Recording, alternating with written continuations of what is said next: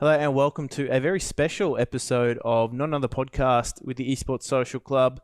We are now observing some more stringent social distancing rules. That's right. We have Ian Sniper-Turner sitting as far away as humanly possible. Mac has been relegated to the comfort of his own home, and we're observing a no more than one person per 4 square meters of space. I couldn't fit on the couch and still make it, to the regulations. So we're just playing it safe. It's those shoulders, Mac. It is what it is, right? Look, I can't help it. It's just very, very, very hard to be tiny in a day and age like this. I was one of the hoarders. I've got to eat all that food as fast as I can before it all goes off. You got a lot of pasta in the cupboard, haven't you? No, I don't actually. We missed out on all the pasta. It'd be spin. No one has pasta in the cupboard. We got all the black beans. Yeah, Jess got us all the black beans for the protein. What about the spinach for Popeye? Plenty of spinach, mate. Yeah. Plenty of spinach. Before we get underway with our podcast, I will give a special shout out to our longtime sponsor, PickleBet, who have been supporting us since the very early days and enabling us to continue to bring content. As we know at the moment, support from sponsors is so welcomed, and we are very thankful to have PickleBet on board. And they're doing a lot to sponsor a lot of local esports initiatives and content as well. Being the first esports betting website in Australia, they're doing so much to continue the development of the scene, which, as I said, we're thankful for. So if you are going to have a punt, do check them out, but do remember to gamble responsibly. Now, gentlemen, with Mac being at home and with obviously selves being in here, we're observing current social distancing, Government advice, but it's also the smarter advice. Yep. As well. But yep. This is sort of situation normal for a lot of us that work in the esports scene, other than obviously the distancing rules and things like that. But working from home, having to balance work, home life, and esports and things like that, it's not new territory for us, is it? Social isolation, isolation, all that stuff. No, not really at all. I mean, we were pretty much all raised by it. Like if you're playing games professionally, you're practicing day in, day out. So there's no break there and not a whole lot of socializing. Well, the amount of times you'd have to turn down a social gathering or anything like that for a qualifier. Or something. Yeah, 100%. Yeah. But it's, something that a lot of us have been doing for a long time. Now, Mac, you're quite an experienced work from home advocate. As you said, you've been a freelancer for a long time. Yeah, I've been freelancing for probably 12-ish years now. I can't remember what year is it. No, I've been freelancing for seven or 8 years, but I've been doing it for free for many years before that. Anyway, so for the point being a freelancer, working from home, nothing has really changed. I've always just sort of had my computer set up. I saw a bunch of people on Twitter posting their working from home setups, and I was just like, oh, all right.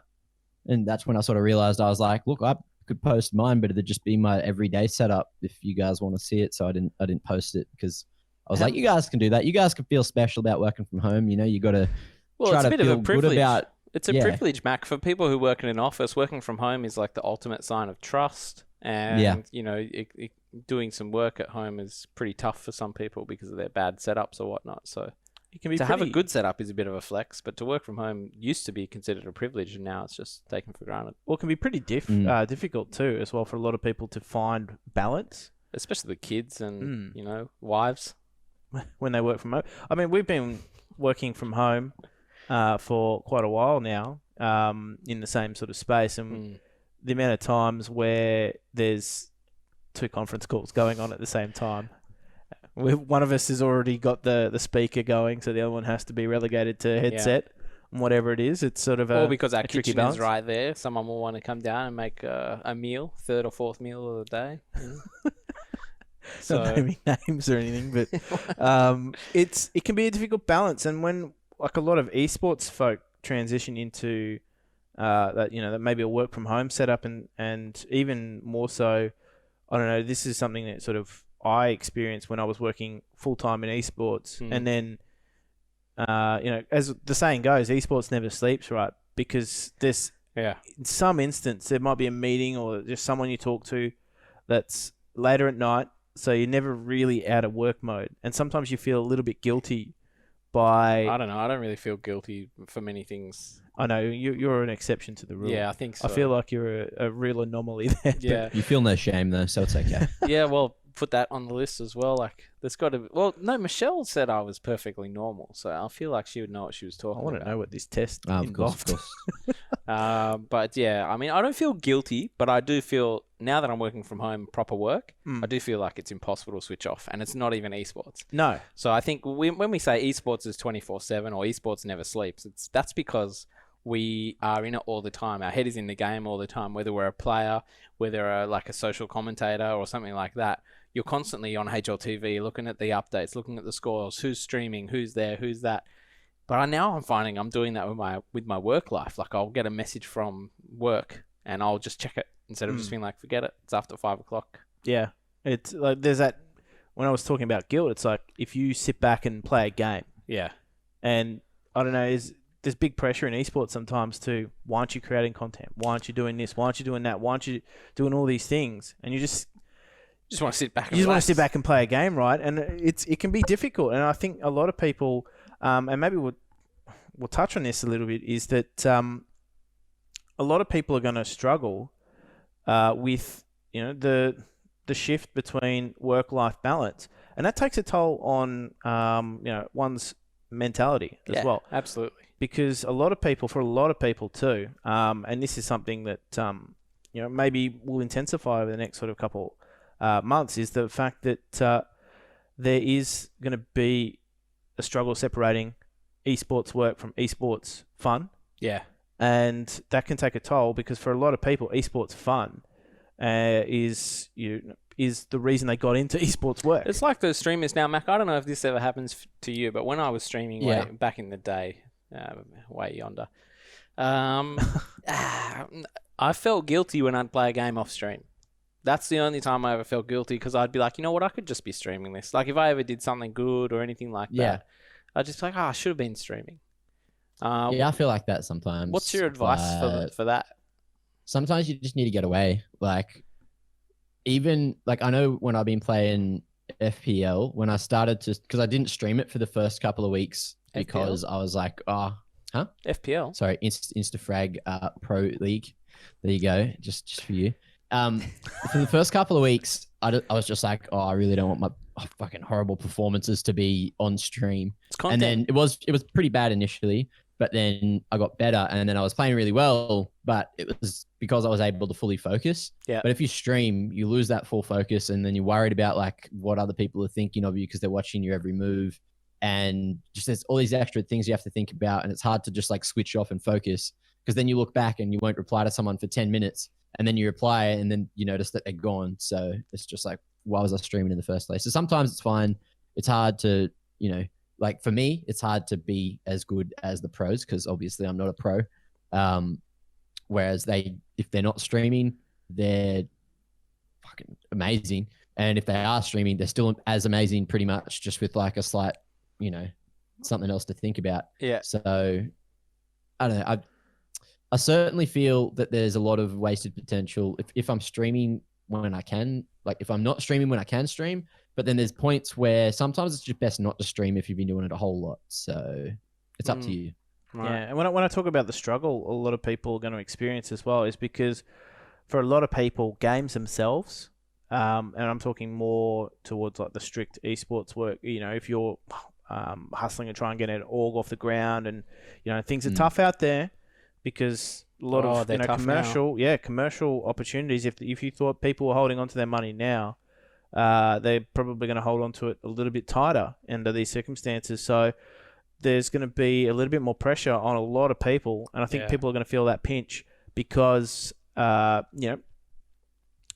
separation, that esports initially for people was that fun, escapism, maybe you've been a bit of why they got into esports, and now they've just made their hobby or their escape their job. Yep. And no longer is esports an escape for them. So they need to find another outlet. They need to find another means of and there isn't one. Finding fun. And it can be difficult in these circumstances. You can't go and just go down to the shops, or you can't go and join a football team or anything like that. A lot of those physical outlets are are very, very difficult now to orchestrate. I mean, there's a lot of clamping down still yet to happen, I think. So it's going to have to be, I don't know, a time where a lot of people in esports are going to have to band together. And there's going to need to be a lot of support coming internally. Yeah, and I think, I guess when you talk about support, we're talking about having to support our friends and everyone else like that, especially online. So I guess just get together and have your video calls and still keep that interaction wherever possible. If you're feeling the pinch, obviously reach out. There's support helplines out there. Yeah, that's right. There's a lot of people in the right places to make that happen. Like, obviously, each of us individually, we'll do our best. Help the economy. Call a call center. Correct. But, when none of us are healthcare professionals in that regard, so if you are feeling any, ill sentiment at all, or you're not feeling quite 100%, do reach out to the right people. But I guess, there's a lot happening in the esports world. It seems as though there's a lot of eyes now trained on the esports world. So it's more important than ever now that we showcase the esports world to be all of these brilliant things that we know it can be. Mm-hmm. For sure.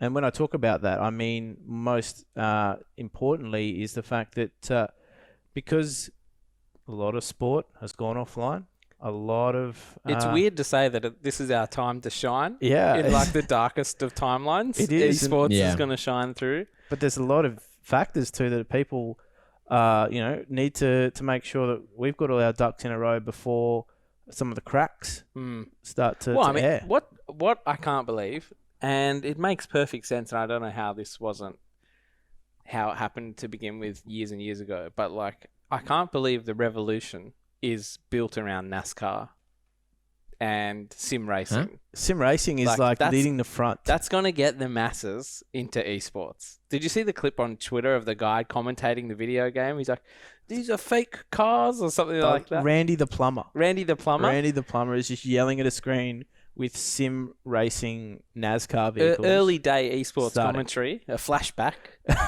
But unreal scenes, and it's only... Is this a recent thing or an old thing? What's his name?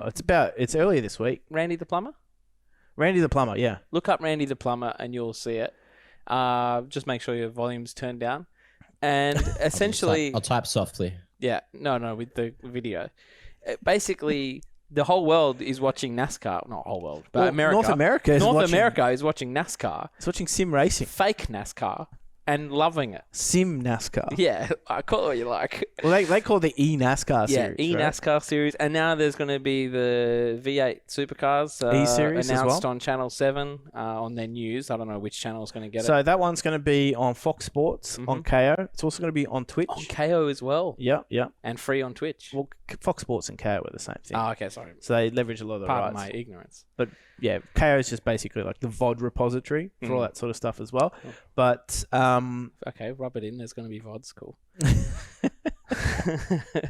You were asking me to talk to the right people at Fox Sports earlier. So. Oh, yeah, that's true. But essentially, a lot of what they want, and I know this is something that supercars want, is that they want that audience to grow. It's a big chance for them to go outside the traditional audience for supercars. And NASCAR is a prime example. There's a lot of people that have never watched NASCAR at all. Yeah. But they watched it because it was broadcast at the right time. eSIM. eSIM, correct. They might not even be NASCAR fans. It was broadcasted in the right place. For me, that's all that mattered. It was on Fox Sports 1 in the US. Yeah. For me, that's the right place to do it. And it just took this problem to happen for them to have the balls to do it, I think.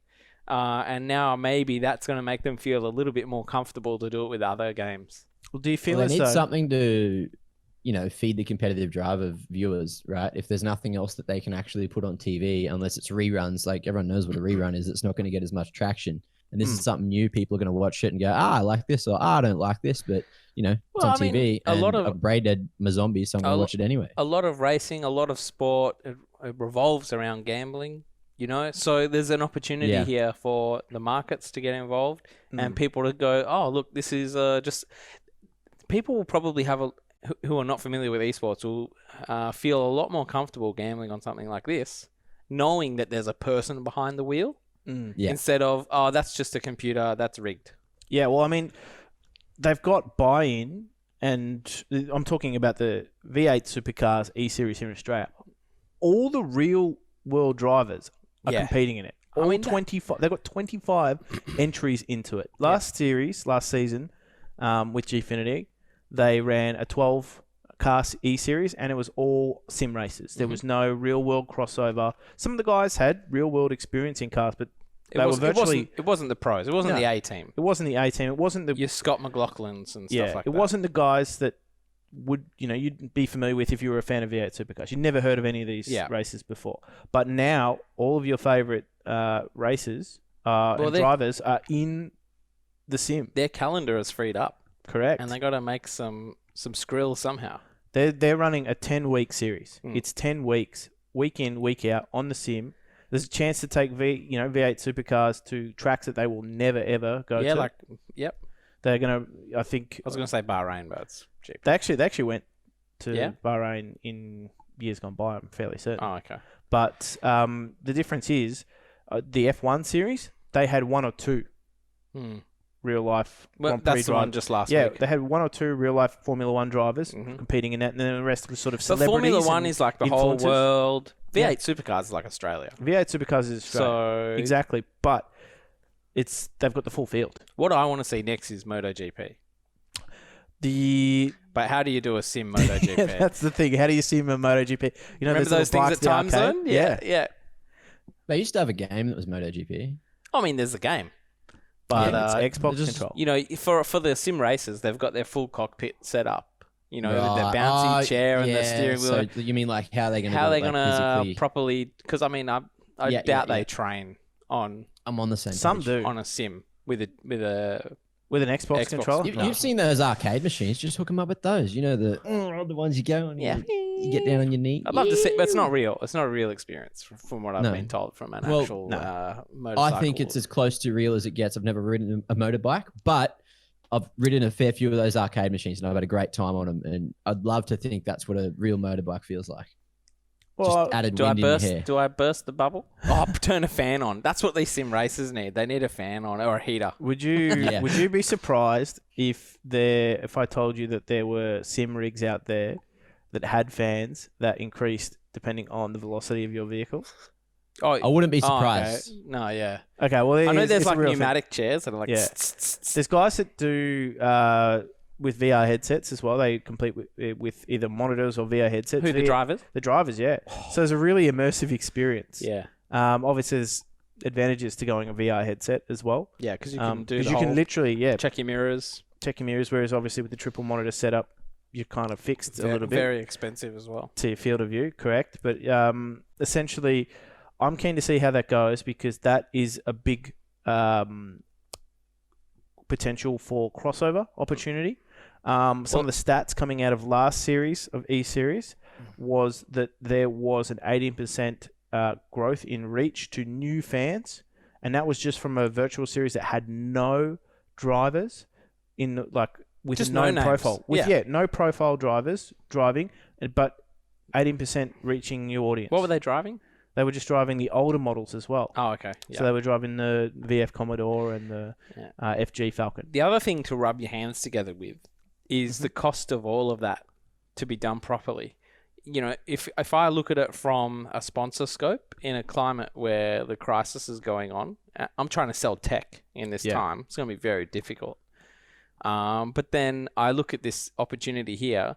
This is going to showcase VR headsets. It's going to showcase Logitech steering wheels, pedals, the cockpit chairs, all that sort of stuff. It's a manufacturer's market now. There's a lot of opportunity for a lot of need a good computer to showcase their wares, and I think that's the thing as well is that there's buy-in from no other all games the teams. made people do it for so long. Counter-Strike Go did it to get everyone to 300 FPS. Fortnite runs on a Raspberry Pi, so it's just like, well, what's going to push the gaming world to the next level now? It's going to be sim racing.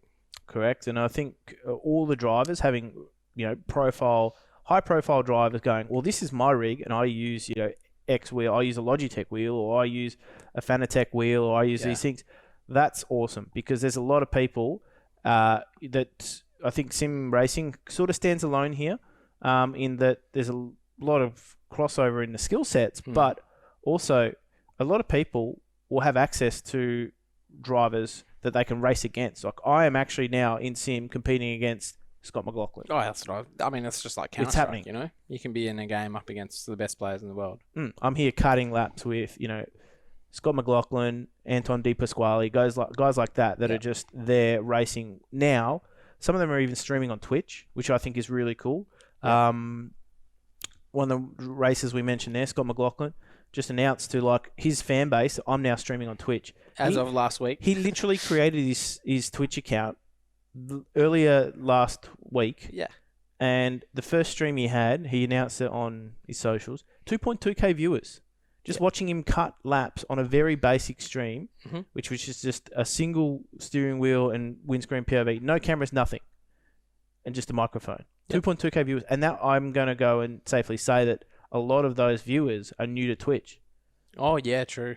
So this is a whole world. It's like Drake all over again. Yeah, this is it's a mini happening of it. Okay, just relax. But you know what I'm saying. The precedent was set. Correct. So I think there's a real and he's not the only one to do it.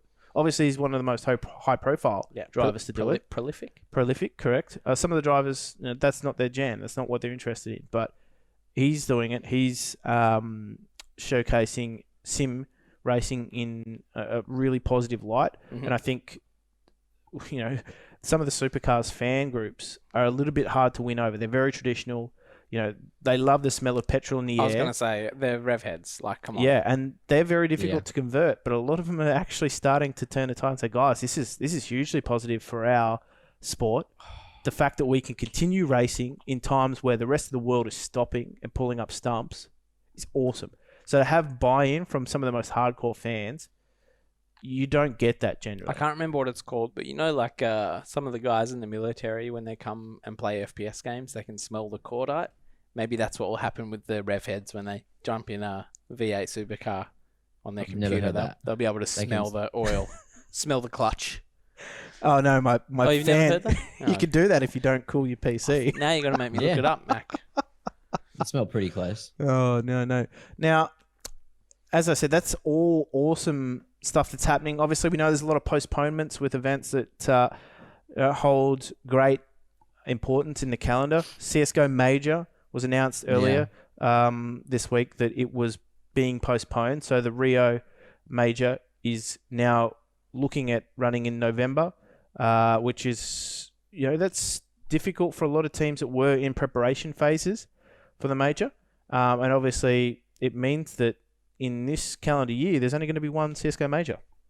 And they've doubled the prize pool, at least. So it's kind of, at least they've kept that aspect of it. I was talking to other people, and it is like, it's halved the opportunity. It could be different teams that are excelling once we do get to that point in the year. So it might not be fair to send the ones that have qualified, but obviously it is fair because they didn't get to go. So they need to get something. Yeah. It's the same argument with the Olympics, right? In that it's been postponed to the following calendar year, and they're still calling it Tokyo 2020, but it's the same argument. Do we have the best representative at that current point in time? You will never know.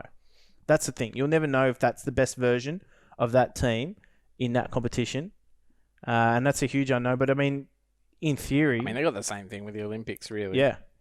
If you've qualified, you're through to next year's Olympics. If you haven't qualified, you got to qualify next year. But that's what someone's always going to be hard done by. Well, as I said, it's a huge unknown. You will never know. You'll never know if that's the best version. Yeah. But it does, I guess, breed. It manifests that this is a sign of the times, right? Like there's a huge list on hltv.org events that were in danger. Some of the talk has actually been around also now the complexity of some of these, observing good social distancing, just like we are now, is that broadcast rooms, if you're doing a live broadcast and you want to run a full production studio, you either have to spread that studio out, which is not possible, or you have to do the DSL. Yeah, you have to. Well, if you're fortunate enough to have that much space. What, in Studio C with you and Kev? Yeah, they Good luck. just distanced everything, so they were abiding by regulations. So But they if you just got tables and put them around on the upstairs area there. if you don't have the space to do that though, which is the case maybe for some of the larger productions, because obviously with the ESL stuff that you do compared to bigger productions like Flashpoint or ESL Pro League, you're running on a comparatively skeleton crew. Yeah. So they might not have the space afforded to them. Some of those broadcasts are going to have to go online. And I think I was reading earlier today that there were some calls for those broadcasts to go entirely online, to take the commentators back home, make them commentate from online. Now. Yeah. Yep. Well, that's what OPL's doing now, right? Correct. I'm pretty sure I saw that this weekend everyone's going to be at home out of the interest of safety. I don't know if they're still going to do the broadcast from the studio or not. I could ask about that and have a look.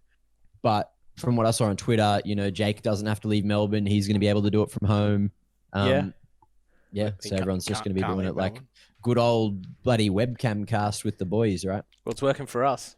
Yeah. Well, interesting because I'm going to harp on about it, but the Supercars E-Series has commentators in... Certainly know a lot about this. I know a lot about it. How do you know a lot about it? I don't know. Just speculating. He can't say. NDA'd. Yeah, NDA'd. But essentially, they're running IP networks. So they've got commentators in Melbourne who can't fly to Sydney, where the main broadcast is being held. So they're remoting in. They've got 2 studios. They've got guys in Melbourne who are sending the commentator feed and the camera feeds through from Melbourne over a DVN to the Sydney studio, and that's how they're bringing in commentators. And then they're sending them signals back, and it's actually a pretty complex machine. Whoa, okay. Whereas, obviously then in Sydney, they've got the allocated studio space, but it's not enough for the current production crew.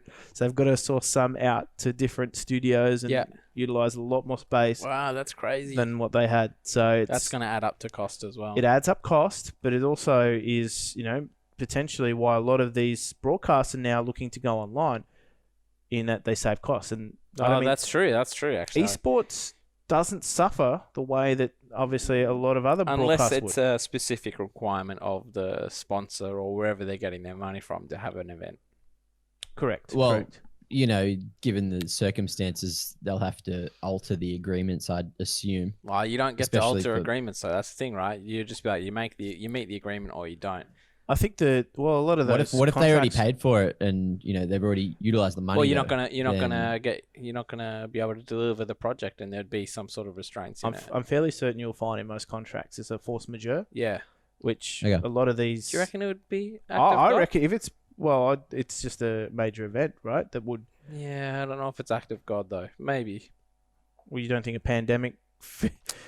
If it's been declared a pandemic. If I was an insurance broker, I'd know, but that's why we're not here arguing the contracts. But I think there's, that would allow at least a live event to not proceed, and obviously, so we'll leave that one to the lawyers. But I'm pretty sure force majeure would potentially cover a pandemic, so that gets a lot of people out of trouble there. But I mean, it's not. It is considered force majeure. There you go. Dr. Google. Yep. Coming in. Cool. The interesting thing is, I saw earlier today... So were the bushfires. That, we've had a lot actually, which hasn't been good. But I saw earlier today that the Collingwood Football Club, AFL, had created a Twitch account. What, you just saw it on Twitch? Or they literally, on the Collingwood Twitter, said, hey guys, check out this Twitch account, coming soon. Fuck. I don't know what they're going to do with it. Whether they're going to they'll stream their games or stream some content. They're not streaming games because they've got the broadcast rights with Channel 7. Correct. So do you reckon they'll just get their players to play Fortnite? No, I reckon they'll be playing some AFL video game. There's an AFL video game that gets released on April 23rd. You've cooked it. Oh, really? You've cracked the code, Jim. That's still a month away. Yeah, but you need to lock in your Collingwood FC Twitch account. Interesting. It's interesting times. So I actually think they're going to take the whole influencer approach and try and build their profile, or take their more high-profiled players and get them playing some games and doing things that they can on Twitch. I actually think there's a real niche here for if you're an AFL star, your season's been postponed. I'm going to stream on the Collingwood Twitch our workout. I'm just doing it. I'm going to stream it. You're going to work out. That's Instagram, bro. Doesn't matter. It's going to happen on Twitch. I don't know if they'll. I reckon would that's they do the that, though? opportunity. 100%. I doubt they'll give away their workout plans. That's like behind the scenes stuff, and you don't want other. It might just clubs be a knowing general your shit. fitness I plan. don't think it'll be that. It's not. Maybe. It's not that big a science these days. Well, the group training stuff they can't do. Group training, no, they can't. They But can't like do it. But the home workout. But I Yeah. mean, who's going to tune into Twitch to watch? People watch workouts. People watch home workouts. Yeah, people but watch that's people 'cause- at the gym. I mean, what is this guy going to wear? Just the footy shorts and a tank top? Like It's his just character. chatting, just chatting, bro. he's in the just. It's his character. You know, if people see, look, if I'm like a e-girl and I care about AFL and this dude's one of the hot guys on the team, it's like, oh, he's streaming. Oh, I get to watch him work out. I like sweaty men. I don't know what girls like, you know. But They might I be cooking. assume, They might I be remember cooking. back in the day, people's girlfriends used to come and watch us do footy practice, and I was like, what the fuck is the good of that? Like, you're not doing anything here, but they just apparently enjoyed watching us run around and kick the footy. There's an assumption that they'll be trying to do esports in the traditional sense. That's Yeah. the sentiment that I get. A lot of people like, maybe they're doing esports. Maybe they make. I don't think so. I think they're more likely to do this. They're more likely to use it as an engagement tool for their current players who are sitting there. Maybe they're being paid 50% for their wages at the moment. Some of them, but it's the Collingwood. some value The out thing of is, it's the Collingwood FC channel, not I can't. I've They also watched put it on their AFL Facebook so as well. long. Is You thinking of Bombers? nah, Collingwood. what do you, Swan? What about him? Darren Dane Swan? Dane Swan. He's not going to go on Twitch. Does he even play for them anymore? Oh, see, it's been that long since I even cared, and Collingwood was never one of my favourite teams anyway. While we're on the topic of AFL and you're searching for whatever you're searching for there, Jim, Dane Swan, actually. did you... Apparently on the weekend, I heard this on the radio, so they had the AFL on either last weekend or the one before. It was last weekend. Whenever, last weekend. And apparently the commentators were highlighting that like they weren't shaking hands, they weren't, touching each other and stuff. But they were were tackling saying, it's each really other." nice. It's really nice that, they're not shaking hands and that. Like it's good to see that they're taking every step that they can. And then they're just fucking playing AFL and jumping on each other, tackling, just fucking stacks on over there, smash this cunt over here to the right. Like, fuck, Yeah. And it's just like, are you missing the point of they were staying away from people? They were definitely missing the point, but it wouldn't be the So- first time. What did that they just like AFL take has the missed the football and point. dip it in dead hole every Yeah. time it goes out or something? You know what I mean, though, right? It was just ridiculous. It's like trying to highlight that they're not touching one another Instead of the runners having before water, they continually touch each other for a good hour, and then don't shake hands at the end. They just like nod. that's and where it. that's where we draw the line at sportsmanship. Yep. Mm-hmm. You know, the runner, I was going to say, instead of water, they've got hand sanitizer now. They're just like, stay hydrated and get some of that action between the plays. You're pretty good at Don't that know sound about, don't know effect. about that one. I'm good at all sound effects. Well, yeah, okay. But the opportunity for them to reach new audiences on Twitch is huge, and they're jumping on board Collingwood. Yeah. I'm keen to see what they do with it. I don't think they're going to do anything in a traditional esports Let's just sense. wait and see. I mean, they might be the first to act. Adelaide FC already have Twitter. So maybe they'll jump on and get a Twitch account. Then you've got like the Bombers, see if they do anything, since obviously they've dipped into esports before. Mm-hmm. Maybe we might be seeing like a franchise league for AFL, this AFL game. Who knows? Maybe. That's as close to esport as those things are going to get, I reckon. Yeah. I actually think, it'll be a combination of opportunities for, players to share. Oh, here's a cooking stream with Dane Swan, who retired in 2016. Really? Yeah. Or maybe here's a fitness workout with, some of our players, or a player, sorry. No more than 10.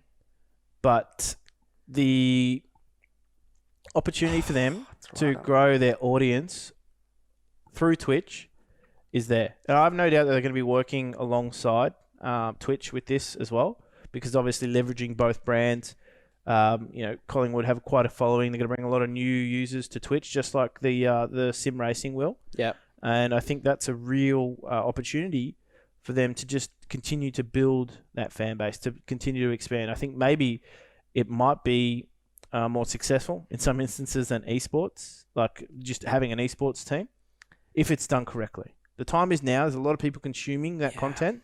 Well, all I know is that the Channel 7 commentators won't be getting a gig on Twitch anytime soon, hopefully. No.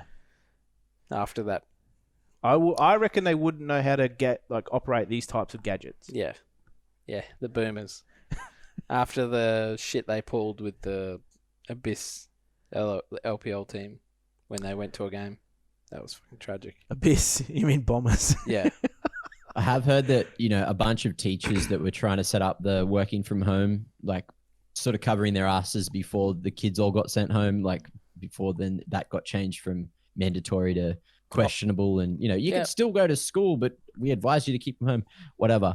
There's so many just like older generation that were trying to set up the working from home and the video calls and everything and just couldn't grasp it. Yeah, whereas like a lot of the younger guys coming through, like one of my mates who's a teacher, he got his head around it real quick, set it up and was like, oh, okay, cool. This seems easy. And then made sure all the kids were sent out email links like way before the call was out so that they could Google it, click the link, or not Google it, search their emails, find the link, click it. And then they're already in the the online classroom.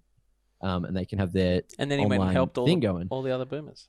Yeah. Whereas there's a bunch of like lecturers and stuff at uni that don't know anything to do with computers, right? They make their PowerPoints. They come and plug their thumb drive in a presentation, which is like the lecture at the lecture. You have like lectures and institutes.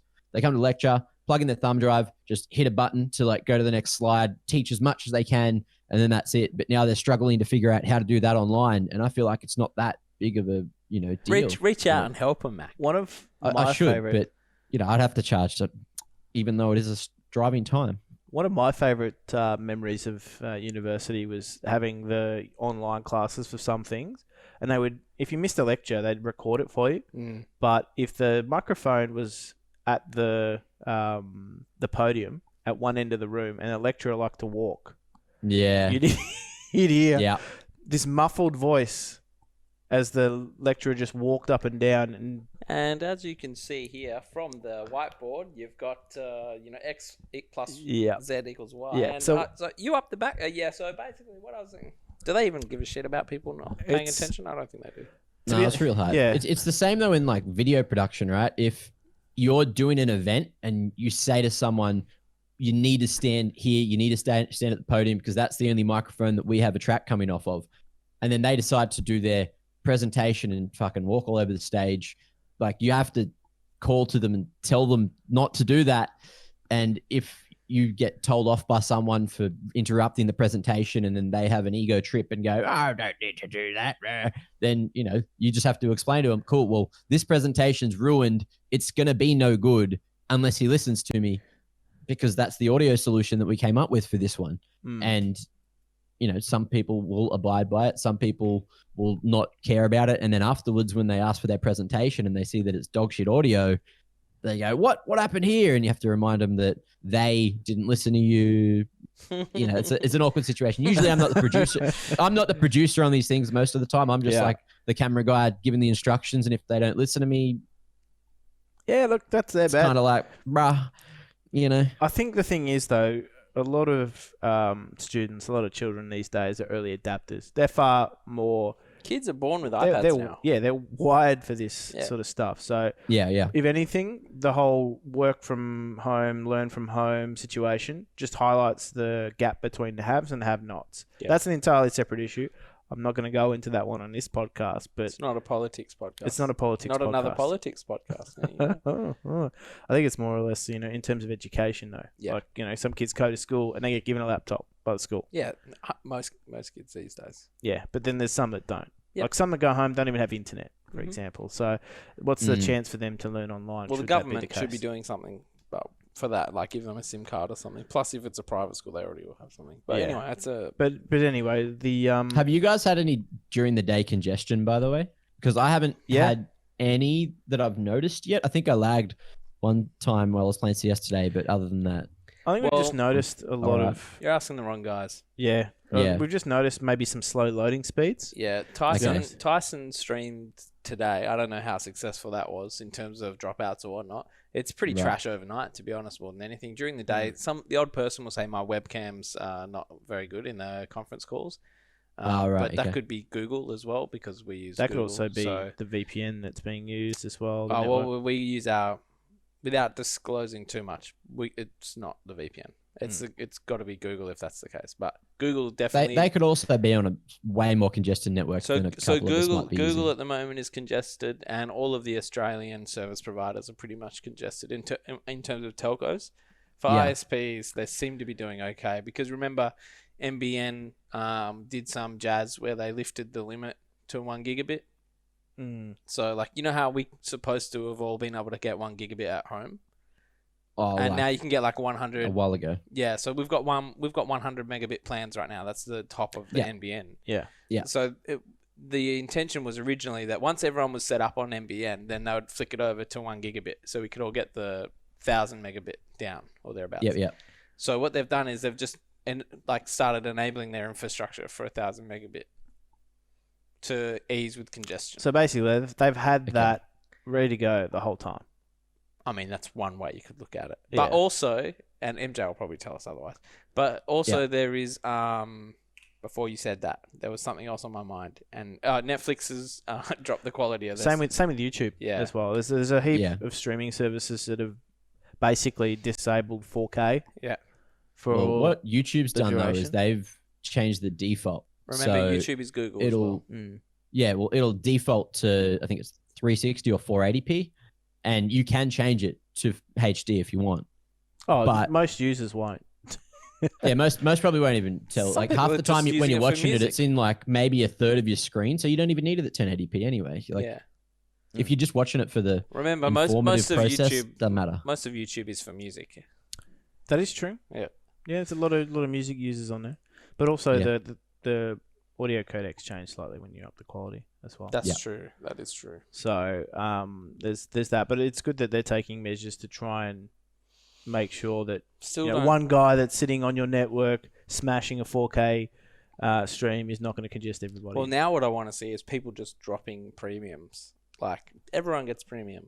I want to see stuff like that. There's been a few instances of things like Foxtel and whatnot. Yeah. You know how they have some of your plans allow you to have it on multiple screens? Yeah. They're actually starting to implement that because a lot more people are at home. Well, Foxtel default was like, 2 monitors max? 2 screens, I think. Yeah. I know, like, because obviously Foxtel and K are the same thing. They have, the more screens you want to watch on. I was going to point out also that Discord has upped the quality of their streaming. So we're getting a Nitro quality stream. That's what that is. Right. That's why we don't have quality options. Because they've upped their quality of their streaming and allowed parties of 10 and stuff like that, which previously was like a Nitro benefit.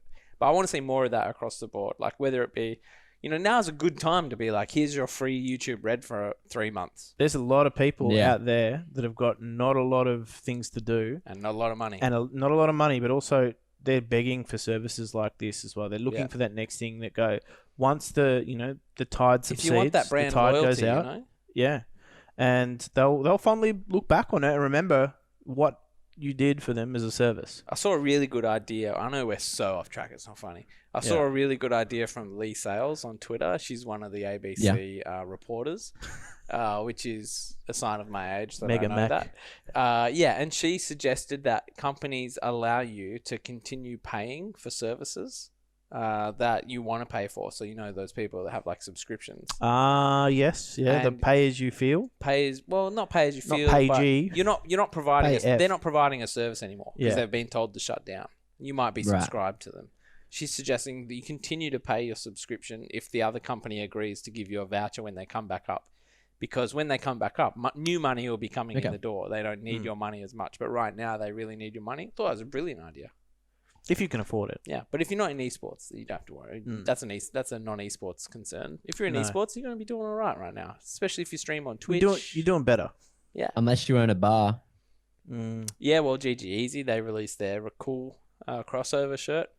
Yeah, I bought one on the first day. Yeah. I'm waiting for it. I don't know if the bars had to close, didn't they, completely? Because, yeah, of course, that makes sense. Yeah. Yeah, there was a lot of restrictions based on that. Yeah. I will quickly give thanks, though, to our sponsor, in Picklebet, who have been awesome. As I said, since day dot almost, it has been them supporting us, allowing us to also continue bringing you content like this in some fairly torrid times. So for them, we are thankful. The fact that they are also reaching out and supporting local esports here in Australia makes them even better in my eyes, and the fact that they are also Australia's first esports betting website. They have certainly got a lot of things on right now, a lot of esports to cover. So if you are going to have a punt, do check them out and do remember to gamble responsibly. I want to go on to a new topic. We saw this recently. We've been talking about it in bits and pieces over the course of maybe not just this podcast, but in other avenues as well. It was announced that esports has been officially recognised by the New Zealand government as something, as legitimate. It's been officially recognised. Choice as, bro. It's choice, but it's a step in the right direction. But it still presents some problems because the fact that now that there is a governing body, at least in the government's eyes in New Zealand, whether or not that's widely accepted by the rest of New Zealand esports is another matter entirely. Whether or not the publishers even recognise that, because the fact that you have to have publisher buy-in on a governing body which isn't them is going to be really interesting. So I actually think the situation is far too complex, even for this to be recognised as a significant step forward. Yes, it ticks some boxes, and what it does is, for me, it actually sets legislation boxes. Yes, it sets a dangerous precedent, though.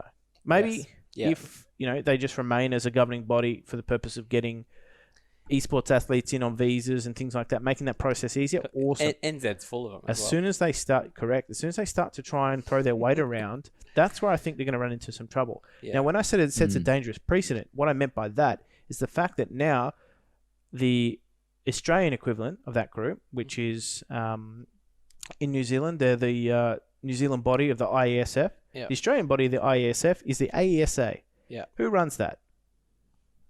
AEL. Yeah.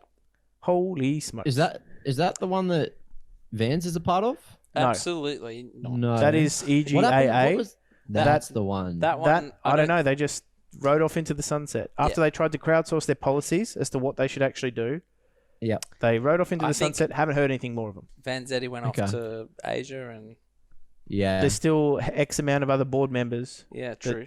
But we never saw anything I don't know what happened there, but I just didn't get enough steam, I don't think. That was a farce. I reckon we should reach out to see who's even on that and ask if it exists or if they've done anything or if it's just like similar to that Europe one where they just made it to have it. No, that's the other one that we already have.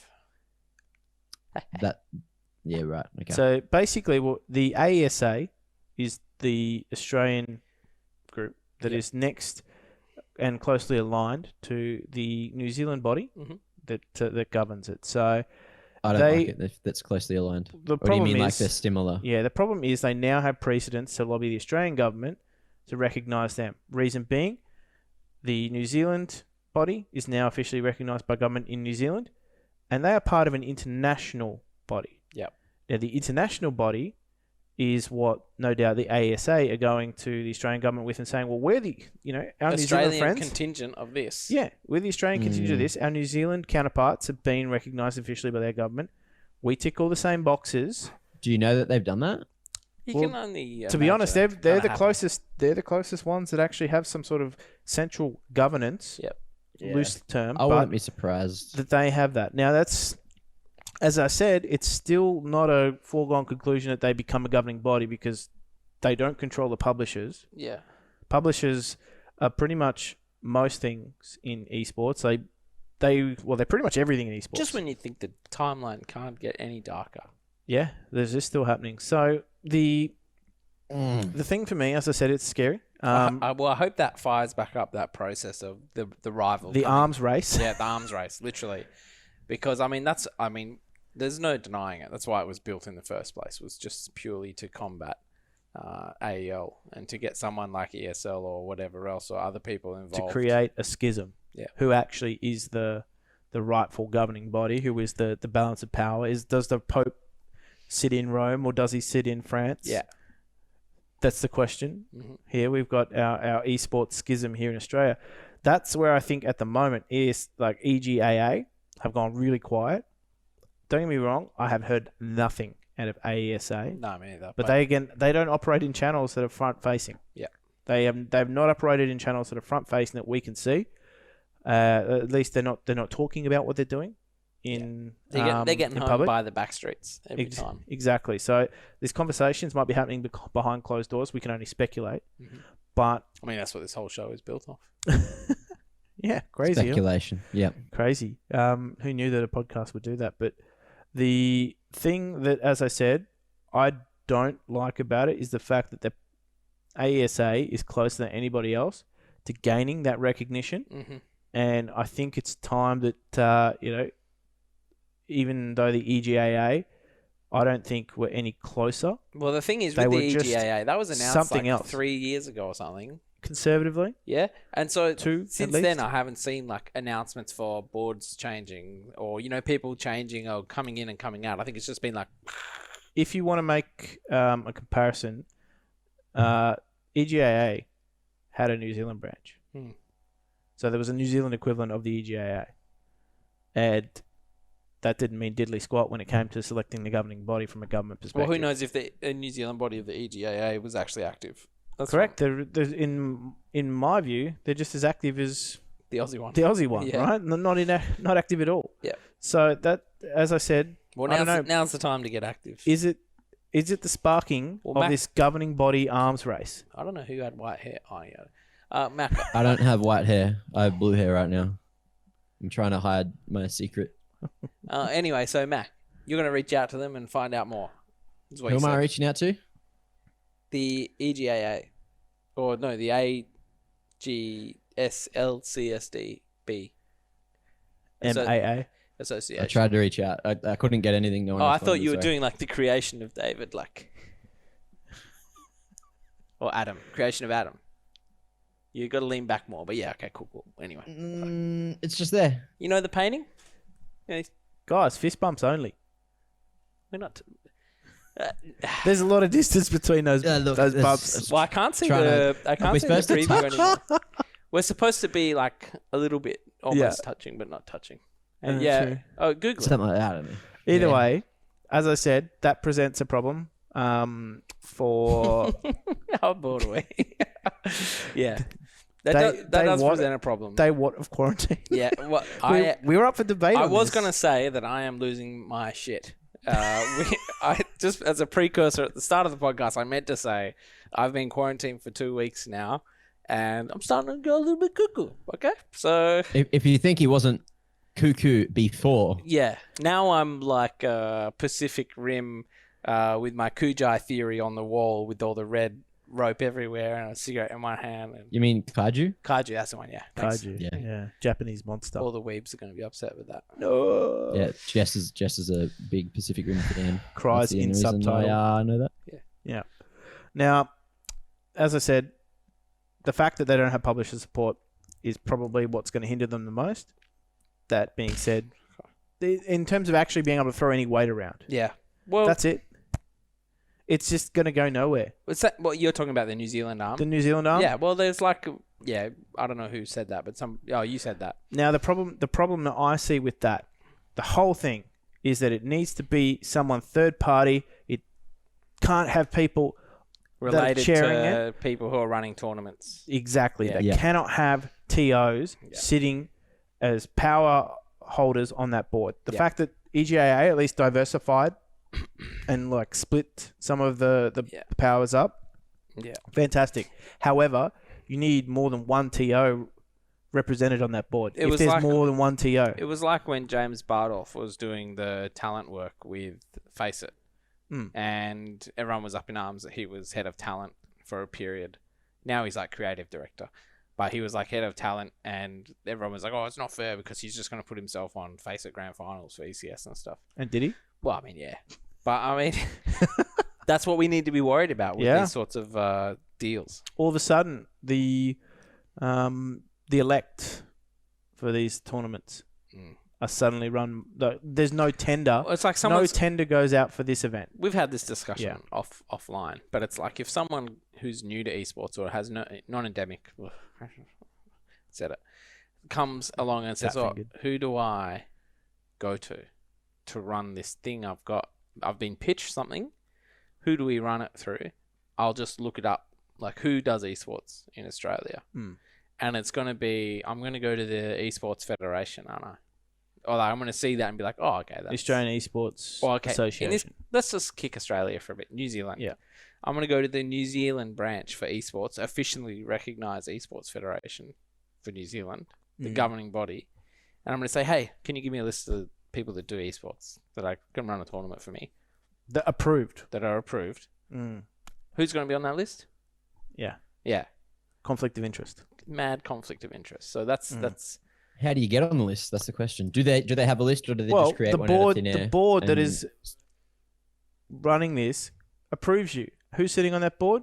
A TO. Yep. One TO. Yep. Is sitting on that board, or at least someone who owns a TO is sitting on that board in New Zealand as well. Yeah. So the fact that this international federation, the only other TO in New Zealand, they're going to be owned by the same person. They're going to be first in, best dressed every time. Owned by the same person. No one else. Founded by the same person. The other thing is, vice president. No one else is going to go to them and say, "Can you put us on your board?" Well, they're not going to approach other TOs and say, "Come to our board." It's not going to happen. They don't have to. Well, they don't have to, and therefore they're not going to do it. And Correct. so that's the real problem we've got. Yeah. Look, as I said, it's a bit of a dark timeline, and it's one of those things though. Like, we sit here and we're like, "Oh, that's bad," and I know MJ is sitting there going, "Stop saying it's bad. Get out there and do something about it." But it's like, kind of busy. Someone somewhere must have the passion to run something like that and do a good job. Passion. Is that what we're calling it? And the spare time. Passion. Well, you've got to be passionate. Passion, yeah. To do it right, you've got to do it passionately. I have passion. You've got to have passion to do it correctly. If you want to run it the other way, you just got to have a self-vested interest. Yeah. But we've seen over time that they don't work. Well, it's got to be the passions. I don't know. It depends on how long your game is. If you're playing a long game, it's not as good as someone who's passionate about it. No this way. This is true. But we are going to go. The passion game is the long game. You reckon? Yeah, absolutely. Yeah. The If you short can game is maintain the I want to get to the top as fast as I can and fucking. One little setback and you're like, for it. this is shit. Like, obviously, you can see the passion being on the short term, I guess. Yeah. If you just really have that drive, but drive and passion are pretty closely. I mean, Mac, you would see it with streaming, right? You see someone who's in it for the short term. It's like, do they last if they don't have the passion and they don't get the instant success? Because, I mean, streaming isn't about instant success. No, that's true. So, yeah, it's all about You the don't passion. last if you don't want to do it. If you just come in because someone's asked you to try to stream more, say if an org was like, hey, can you guys try to stream more and use our stuff? A lot of people will do it. And then, if they don't get anyone watching them for the first one or two times, then they might just go, oh, no one watches. And then that'll do it. Yeah. I prefer to just do my own thing. Okay. Well, we'll see how that one progresses. We'll keep an eye on it. As I said, this is the time for these sorts of bodies to mobilise as well. In the fact that there's a lot of activity around esports, they'll be highlighting the fact that it's not regulated by a governing body. Yep. So that might be cause for concern. However, I think the government's attention is going to be elsewhere. Yep. For the short term, but it will. That's allow why it's us. pretty crazy to be announced right now, anyway. Yeah. Well, legislation gets passed. When it gets passed. It gets passed. Exactly. I did just know. I guess you're going to do is it almost that time, or we got it's another? almost that time. Okay.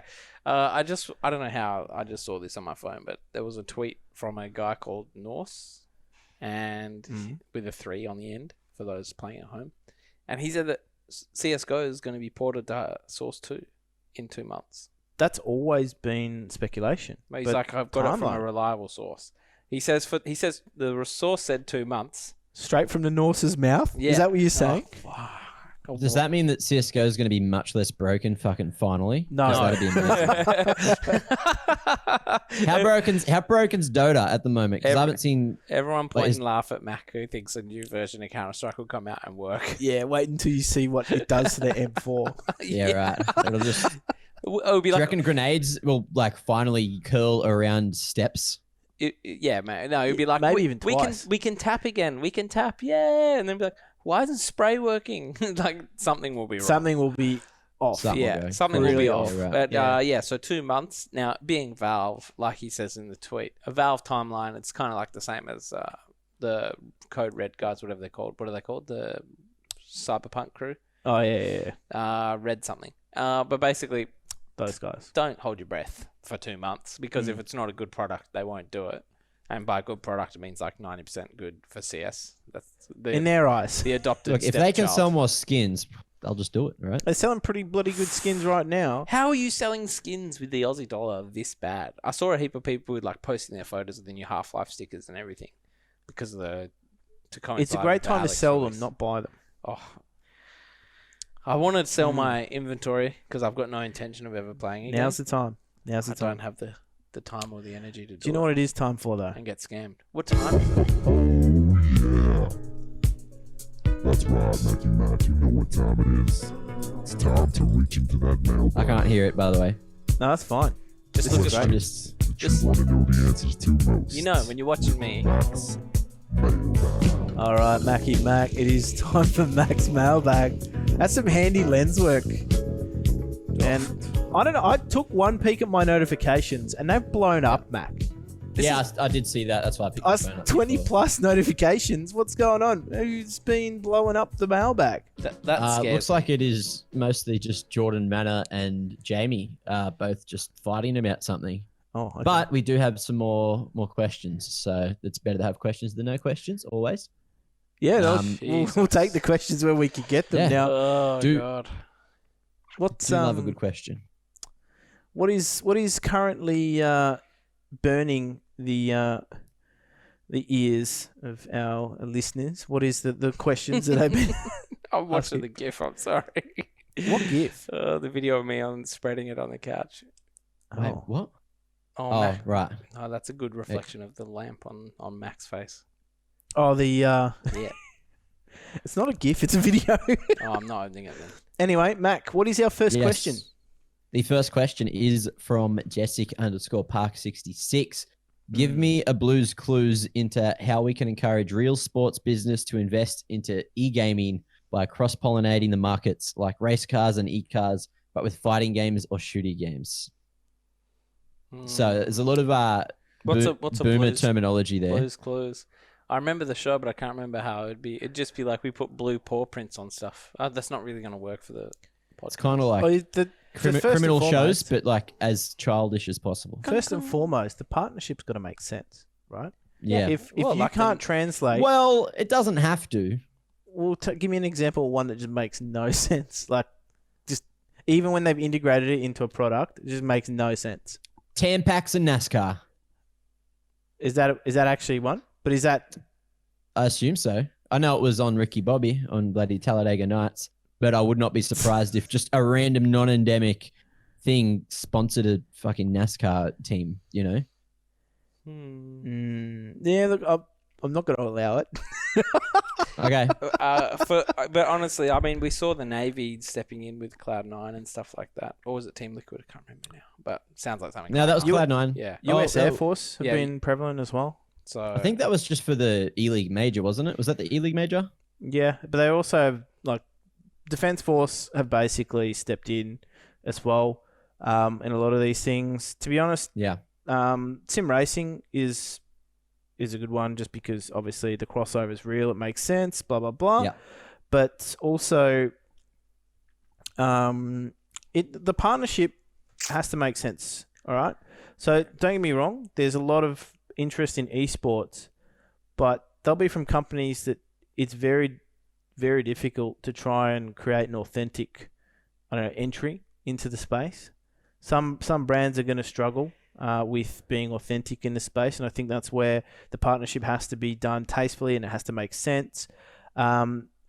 If you want these brands to start being involved, you have to pitch them something that makes sense. So very rarely, to be honest, there's brands that are going to come to esports and go, we want to be involved. How do we get involved? We don't care how.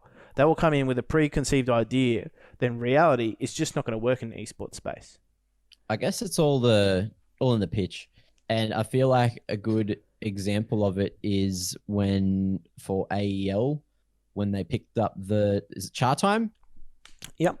That would have been... There you go. So he would have had a good little pitch there to pick that up. I don't know if we might have connections as well. There's always a little bit of left and right in these deals, but you know, they got Char Time, and that's confusing. But I know that there was, what was it? It was it the Zowie LAN, or was it one of the other MC LANs last year where someone just brought in a box of Char Time or a box of bubble tea? I don't know where it was from, but it was like the sponsors brought it. Actually, it might have been one of the ESL LANs. It might have been the one halfway through last year. I think it was just someone. I think the thing is, they were smart in recognizing that there is a relationship between the consumers of Char Time and their targeted audience. And what I mean by that is they are targeting university students with that partnership. So they've given naming rights to their university league to Char Time. Yeah. So that's where they've said, hey, Char Time, who are you targeting? I can guarantee if Char Time is next door to the uni, it's brilliant. Yeah. Like, good on them. Same with I remember like Macca's used to do Counter-Strike a long time ago. You know, Poker Stars even did some, you know, it's like Macca's still does Migoring and like Indomie and any like ESL Asia and so there's some AL things that just Migoring. like, you know, they don't have to inherently apply. ESL Asia still has Indo Foods, and they just had, like, when I went over there for Pro League, they just had like the Indo Foods food everywhere. Bulk. So that was pretty much what we had all day, every day. And Uniqlo with ESL, is that still going? I think that's gone. No, what was the different one? We just got Western Union, but that which makes is like money transfer. Yeah, I like that. That makes sense. I'm talking the Uniqlo one because they were promoting their... Is it Glow or Clo? Clo. Okay. Clo. Thanks. They were promoting the video game clothing range. Yeah. And it's still Dare. You got Dare as well. Dare's good. Dare's an interesting one for me because there's been a lot of calamari. There's just been a lot of managing of expectations, I think, on Dare's end. But you had a pretty close a close relationship with Dare when you were at GFIN, though, right? Correct. But it's also, so you would have had a different perspective to a lot of people. Yeah, correct. But I think coming in initially, you know, Dare's traditional sponsorships have been rugby league teams, AFL teams, traditional activations cricket, as well. Cricket teams. Yeah, so they've been very much guided early on in the piece. So it's a case of the, you know, Dare now, they came in and they wanted to own that market, and they've owned that market. Yeah, I mean, the only other competition would be Icebreak, and that's just Avant. Avant, correct. But who plays in all the competitions that Dare sponsor? Avant. Yep. So it's like you can see how they've been smart in leveraging these things. So if you want the blues clues on how you can bring non-endemics into the market, the best way is to look at who's already in the market, who are the rivals of these endemics, who are there, you know, who's competing for market share, and then opening their eyes to that and going, okay, well, we see Dares in the space, Icebreak. Avant was smart in going to Icebreak and saying, guys, your biggest competitor's sitting in the market and they're owning it right now. We play in more competitions than Dare sponsor, so come with us. I remember hearing something like the only reason Coca-Cola has a marketing budget is because of Pepsi. So it's like if no one else is in your space in esports, like now's the time to get in. Correct. You know. So you've got to make the pitch appealing. So the appeal might be the fact that their greatest rivals are in there. The appeal might be the fact that they're reaching, you know, with esports, you're reaching an audience that they're targeting, a la AEL and Char Time and things like that. Yeah. So it has to make sense, and I think that's probably the best. Like, there's no surefire way to sell on these sorts of things, but making a connection, it's got to be beneficial for them, man. Like, come on, correct. I mean, it's been a while since I've had to sell sponsorships, so.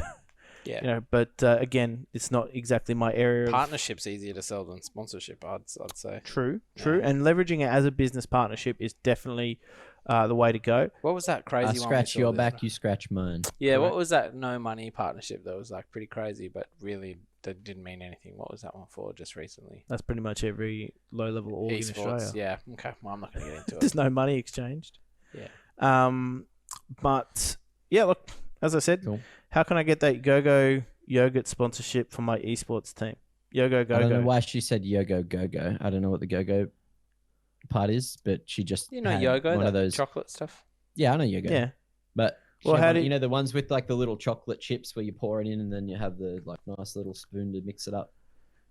They might be called Yogo Go-Go's now, but they were called something else. I thought they were just a yoga Cool. snack thing. You Anyway. find some common points of audience. It's like, oh, we're marketing to kids of this age or their parents or whatnot. This is our We're audience. marketing to people that like chocolate. Yeah. And then you go, okay, cool. What are some cool ideas in which we could integrate your product into what we currently do? Or how could we create a product that showcases and highlights what you're currently selling? That's all, it. That's the Blues Clues. Yeah, that's all I have to say about that. And need then a come up with ukulele. a absolute How much are we killer. getting? How much are we getting paid for this again? How much is I don't Jess know. paying I'm us just for saying, this? come up with an absolutely killer pitch. You just got to learn to pitch. You got to learn to talk. You got to learn to hit all the right things and make everything sound like it's a lovely fucking world. And Yep. if you can do that and convince people that it's a good investment, and then hopefully make sure that it is a good investment for them, that's probably the best way you're going to do it. If Just you deliver. can't do that, well, maybe try not to get a big sponsor on board that you could potentially ruin, because that has happened in the past. It's always going to happen. Yeah. It happens in traditional spaces as well. But yeah, what's the next one, Mac? I think that's The it. next one, I'm just getting asked to cancel an Instafrag game as we speak. Someone's lagging. I don't know what do that the in a Yogo sec. Go-Go Look at is. that priority admin access. Mhm. Wow, this is a Well, great. so great we plug. have Athena MCE. Do you think org owners have a responsibility to the community, and if so, what? As a whole, I think, to be No. honest, You have a responsibility to your team. Which is the community. I think the responsibility is in making the community understand that they're a business. Mm. Responsibility is communicating that, and they will always act in the interests of their business. Because for a long time, esports orgs have been treated as Agents. agents, or they've been treated as, everyone seems to think esports orgs are profitable. Yeah. I'm No. sorry, what? For how? Yeah, exactly. Unless they're You're speaking of a long-term passion project. Esports orgs are a great example. correct. There's very few orgs in this space in Australia that are profitable, and the only reason that they are or will be profitable is because they treat it as a business. So I don't think that they have a responsibility. Yeah. In like For the they have for a, the community, they have a place in the community. the place is their responsibility.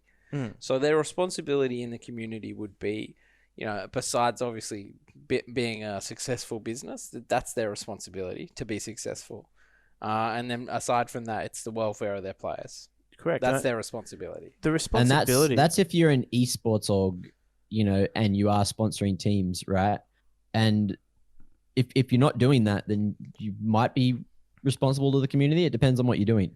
So you got to think of it like that. Although I guess org owners is a very blanket statement if without, leaking anything. What are you leaking? Okay, at? now you've turned the Now tap you've- on. I'm just, yeah, You've piqued my Well, interest. yeah. Yeah, what? We'll move on anyway. Oh, Yeah. Oh, I was going to say, sound a bit disturbed. I You're don't not know. down I with just- any sickness right We're now, not. are We're you, not Mac? crossing any lines. Now's the time thing to is, get down with the sickness. No, it's Jamie's not. asking that for a reason. That's all I'm going to say. No, And correct. And I think You mean people only ask if- questions on our show with self-interest in yeah. mind? Honestly, the responsibilities to me, they don't differ from any. Like, if you're just going to talk about responsibility to players, if that, or fans in the community, the responsibility is always to obviously act with integrity, act at... It comes back to mine. My umbrella coverall is perform a successful job. Mm. And obviously there's criteria to success. Correct, but don't do shady shit. Try to be successful. Yeah. That's your commitment to the community. Simple as that. I think, that's the long and short of it. Responsibility is run a successful... Run a good ship. Yeah. If you don't run a good ship, then you're doing a disservice to the community. And we've talked about that before. So as long as you're trying, and we do see people out there who aren't trying. So that's what I'm saying. Try to run a good ship. I mean, that's all I do. And speaking of an org owner, I try to run a good ship. What's the next one, Mac? What do we got in the bag? Cool. All right. I think we got have one another more. one from Athena, who has asked a great question, and it was, who do you think would win in a beep test at Jordan Manor or myself? I think Jordan would, because Jordan uses physical labor very, very constantly and is outside running all the time. It's been years since I've done the beep test. That is the most painful test. For me, the beep test is getting to the oven when it tells you that your time is up. Did you never run the beep test in high school? And I'm in the middle of a game. We used to run it for pre-season training. I did. As part of our football club, and I you'd did. run it at the very first session in pre-season. I did it once. And you'd run it in the very last.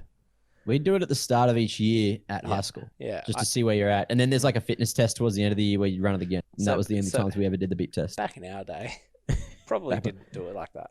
But when I was in year 12, they started it. Yeah. And It's over 15 meters, isn't it? Not 10. I don't remember that shit, dude. I just remember I did it, and I did it in a gym. Yeah. We used to have to run a basketball court. Yeah, basketball court, gymnasium. Yeah. Whatever. Wasn't that 20 meters or 25 meters? So, and it was pretty painful. I didn't last very long, and that was it. I guess it depends. Gym's on the Google. Yeah, here we go. Yeah. Anyway, a Beep pretty test. easy question. Not esports related at all, but still pretty fun. It's 20 Okay, meters cool. apart. There you go. So when in high school, I think we did 15. Yeah. Because we were kids. Your kids. Yeah. But the 20 meters, that makes sense. Kids these days are jacked. We used to run just, it was an 18-yard box or something like that in football. What, like across field or from the goals to the other Just side? from the goals to the top of the box. Okay. It's 18 yards. Ooh. Yeah. And yards is like 3 foot, right? 1 yard's 3 foot, something like that. Yeah, So about. it's like 15 meters or some shit.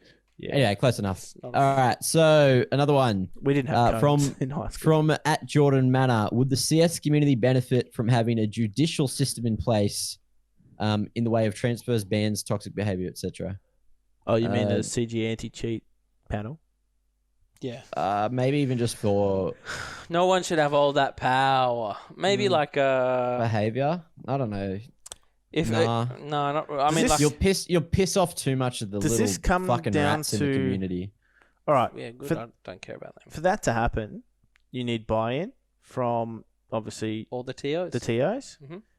and who's upholding which sanction and You're gonna things have like that. You'd have to have a very well planned out, thought out, documented, governed process. All this sort of stuff. We're talking like top of the top. If you wanted to do a governing body properly, and you have to have buy-in from all TOs, and that means international buy-in, because you wouldn't be able to just get ESL Australia, because then IEM Melbourne comes and that's not ESL Australia, that's ESL the head office HQ. So that any judiciary actions you've got in place instantly waived. Who All right. cares? I'll give you a good example. Back in 2009, we ran WCG here in Australia, and I ran that, and I was at that point in time. No, it was a Sydney event. Previously that year, so I was working with a group, the main community group at the time, ESAU, Esports Australia. Yeah. We ran an online competition, Pandan. and it was played in the online phase. It was sponsored by Razer at that point in time. There was a team that played. 2 players played in a team with a third guy named Steele. Panel. APOC and Boomzer both played in a team. It was Immunity, wasn't it? No, they were archaic. Okay. I think they were pre-archaic. Yeah. Or at least they were about to be archaic, or at some point. Anyway, Is this before the ban? no. So they played in this online competition. This guy named Steele essentially cheated in that competition. It came out later that he cheated in that competition through confessional talk with his teammate at that point in time, which was Boomzer. Boomzer was like, I've just found out about this. My duty is the community to tell them he cheated in this competition because there was suspicion that he did. So there was videos floating around. He was playing against a team called Guts, which you might be familiar with. Guts. So he, in Inferno, he was just cheating his absolute balls off. He was not making it like. Here's the thing. And everyone's like, no, he's really good. Because to be fair, he was really good. He was really good. He didn't need to cheat. No, but he was playing to the level where everyone's like, is he cheating? Yeah. So, anyway, he was investigated. It wasn't unanimously decided that he was ended cheating. up getting backed, I'm pretty sure. He didn't. No? I've still got him on Steam Friends. Oh, okay. However, essentially, the ESAU group said he's cheated in a competition, a sponsored competition. Yeah. He has ticked all these boxes for bringing the community into disrepute. Blah, blah, blah. Blah, blah, blah. Like, it was a sponsored competition. In 1.6, at that point in time, it was really difficult to get sponsored. So, essentially, the call was made to ban him for 3 years for cheating. And everyone's like, whoa, that's way too harsh. You're ending his career, man. And then everyone was like, well, are we? Because WCG rolled around that year. Guess which team wanted to pick him up? Immunity. Yeah. Immunity wanted to pick him up.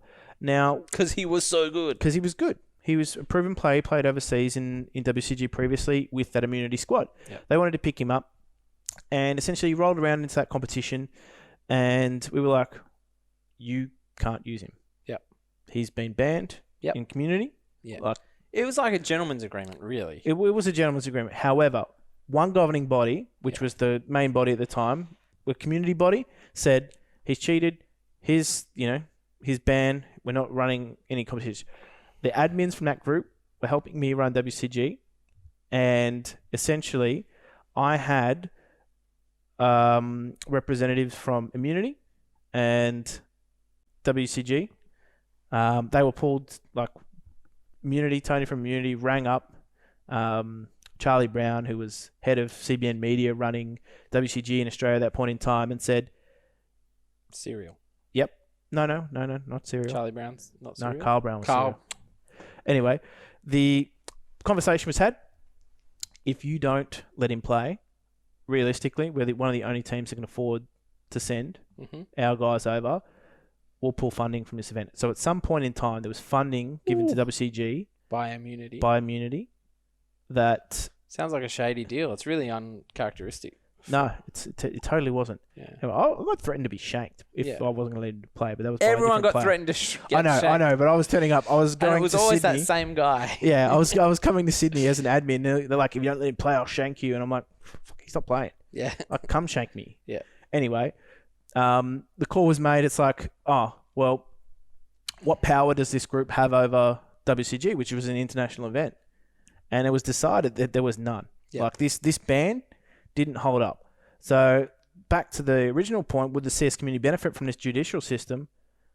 My long and short is no, because you require buy-in from everybody and not just the local tournament organisers. You need buy-in from the internationals. Real long roundabout way of saying what I already said, Jim. But the internationals. Applause on this is a podcast, Ian. People want to hear stories, mate. Yeah, that's a good story though, and it's one from the dark ages. I can segue from that into what are your thoughts on 60-day bans? And for what? They're not career-ending. They're not even worth talking about.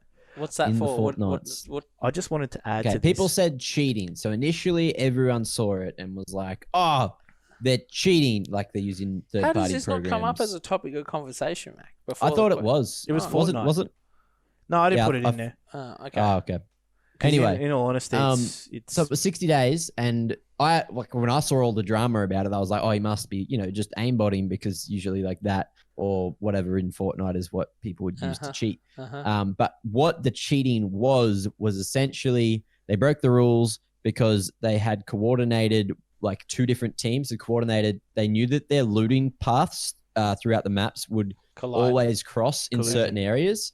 So when they were close, there's a thing called Storm Surge, right? And you need to do enough damage to enemies that when Storm Surge comes up, like you have a timer, and before the timer goes down, like if the timer goes down and you haven't done enough damage to enemies, you'll take a bunch of damage. So what they're doing is essentially allowing each other to get free damage on both teams, so later on they don't get the Storm Surge and that they can like camp more later on in the game. Right. So it was also in the Fortnite Championship Series. So it was a Fortnite event, like a proper one. Yeah. And I think that's why it was like more bad. So, but also they shouldn't have been cheating. They are cheating. You know, teaming in Fortnite is cheating and you can get banned for it's it. Match so fixing. yeah, exactly. What so is it is and match isn't, fixing. right? It's match fixing. Yeah, like 60 It's a very days. subtle way. 60 days is a slap on the wrist. The I Buy Power guys are sitting there going, what the Exactly. fuck? Yeah. But it's 60 days and people are like, oh no, you know, that means that they're going to miss out on like 2 months worth of games. That's crazy. And everyone else, like, I think 60 days is like pretty fair for what it is. Because can you bet on Fortnite? I don't know if you can bet on Fortnite. Well, I Buy Power is an unfair comparison because that's like draconian measures from Valve. But it's also like there was a gambling element to it. There was a win. There was a payoff. Yeah. There's a win and a payoff on this as well, to be honest. You're playing for money. In this, you're playing for money, so it still is cheating. But is it heavily through enough like gambling outlets, officially sanctioned gambling outlets? No, it's different, right? Like you can gamble on this Fortnite stuff, can't you? Can you bet on individuals? I'll Fortnite. Check Picklebet. This is good. Picklebet to see whether Fortnite betting. Matt can be our Google guy. Like he can totally look at anything on that screen and no one has any idea. Okay, you can bet on Fortnite and different betting sites. You might be able to on Picklebet. Pickle.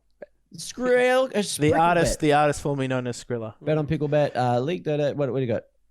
All right. FIFA, PUBG, Hearthstone. No. So no Fortnite on Picklebet. So basically, what's your hot take? It's not Twitter. My hot take is cry me a river. Yeah. But look, this is probably because Picklebet knows that they're match fixing, so they were just like, nah, we're not going to touch it. Exactly. No one's touching that. No one's drawing markets on something that's been brought into disrepute. Anyway. Yeah. Cry me a river. You did the wrong thing. You got caught. I guess you're just sorry you got caught. Yeah. That's it. Yeah. You got 60-day ban. You got 2 months on the sidelines to think about it. And stream on Twitch and make a stream fortune. on Twitch. XQC got banned from Overwatch League. He came back as one of the biggest streamers on Twitch. His wasn't for cheating or anything like that. He was just banned, right? He was just banned for toxicity. Yeah.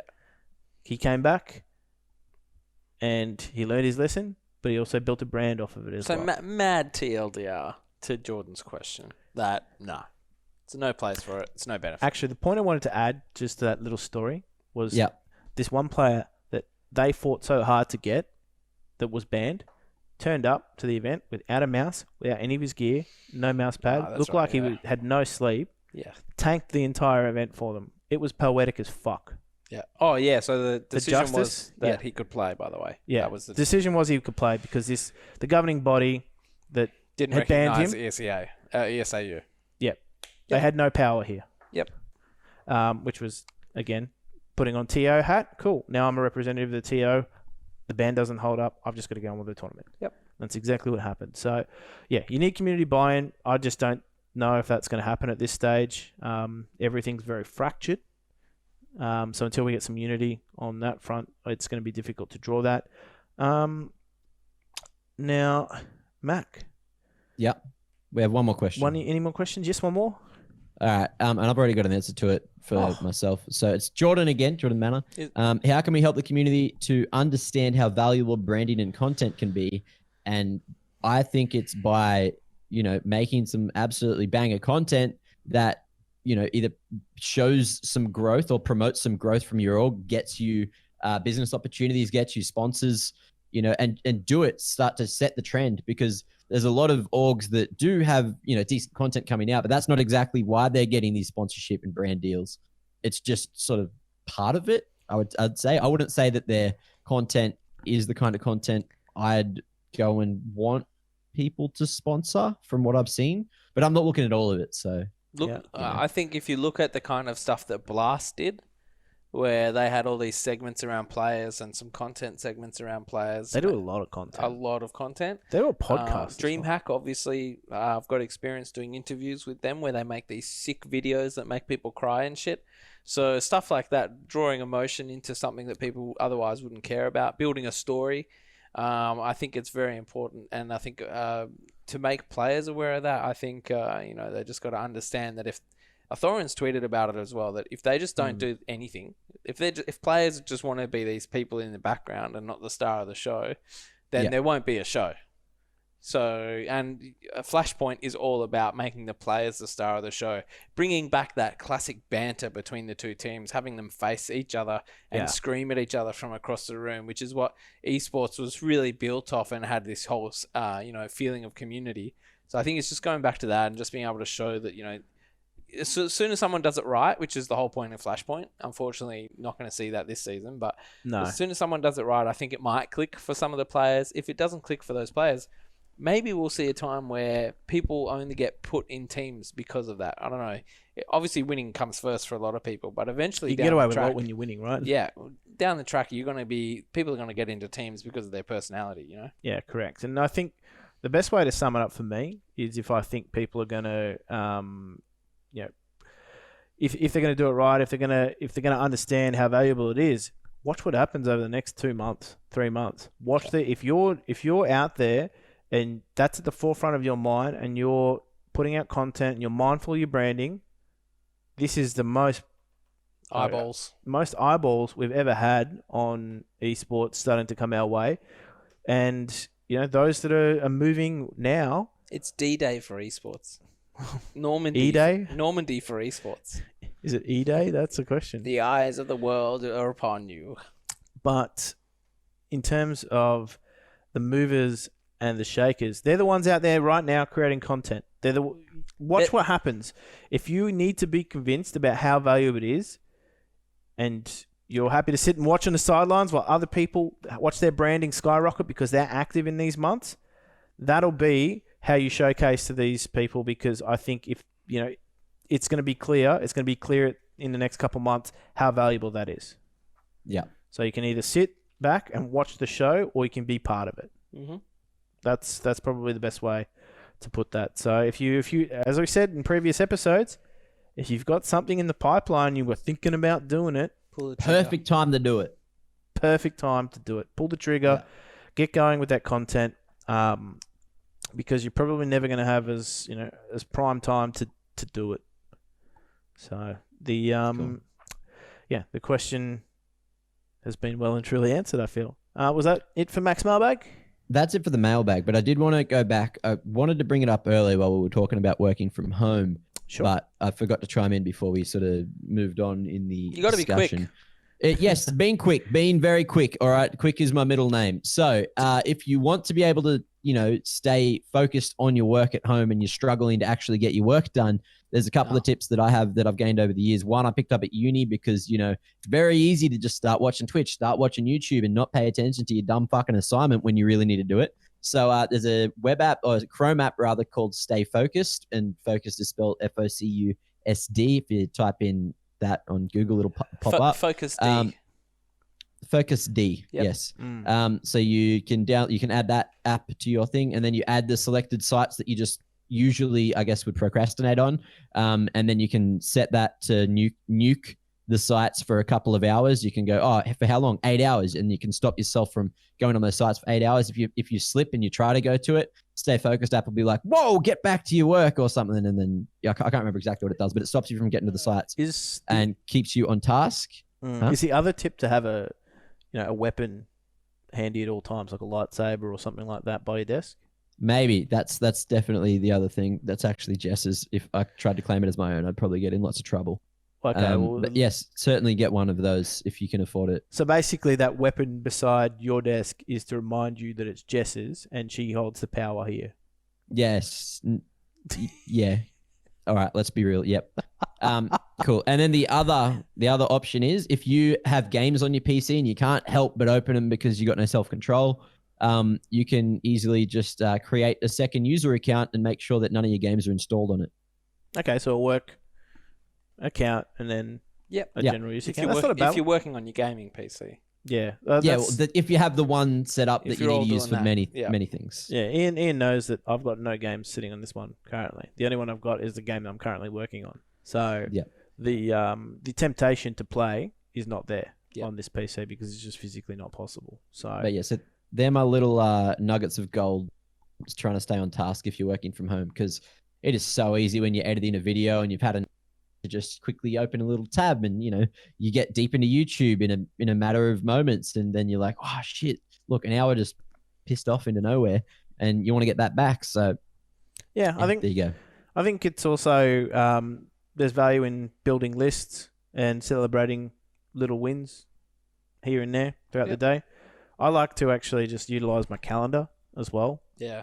Have little, whether it's a meeting or something like that, and actually have that at my calendar and, need to have this email done by this time, need to have this submitted by this time, this here, we've got all these things happening. So your day's planned, your day's structured. If you lack structure in your day, I think that's where you fall into traps of doing nothing for hours It's at a time. when you have to ask yourself, what should I be doing right now, that you fall into a trap. If you already know what you're supposed to be doing next, like when you finish something and you go on to the next thing, if you're like, what do I do now? Like, you're not finished. There's something you could be doing, but you just got to plan it out. And real talk, if you're gonna you're at home, eat away from your desk.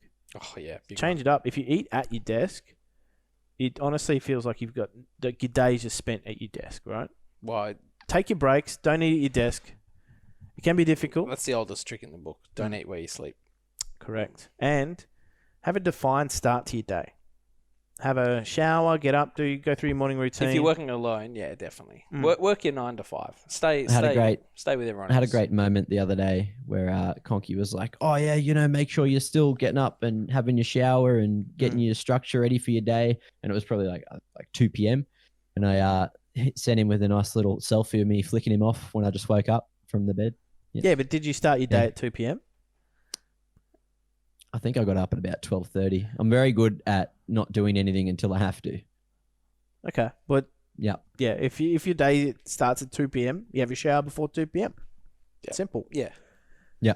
I think. Well, you can't have your shower once your day starts. Well, you can, but it becomes very weird. Yeah, you can. If you're working from home, you can shower whenever you want. Yeah. If you're not working, when you shower. You can work in the shower. You just take your phone, and if anyone calls, you just go, "Yeah, I'm just having a quick shower," and deal with that.